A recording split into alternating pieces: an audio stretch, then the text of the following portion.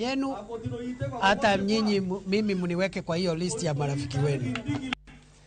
Jalup jatend piny Kenya Rigathi Gachagua ogolo siem mager na achudhe madonjo ohand kahawa kendo thiro yuto mag jopur.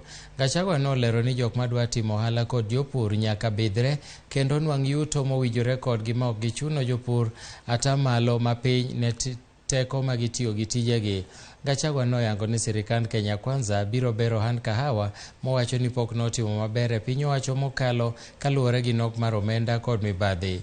Kanolose romo kod jokanyo ma Meru, jalup jatend pinyno jiwo duoko makare mabiro neno ni jopur oyudo ratichgi kendo piny Kenya omedo yuto e mwandu mag kahawa. Should be ready. Nao bunge, Mutunga na wengine mupitishe haraka iende kama risasi. Then mutupatie tufanye implementation. But I want to confirm, for avoidance of doubt, if there is an administration that will sort out the coffee sub-sector, it is the Ruto administration that I deputize.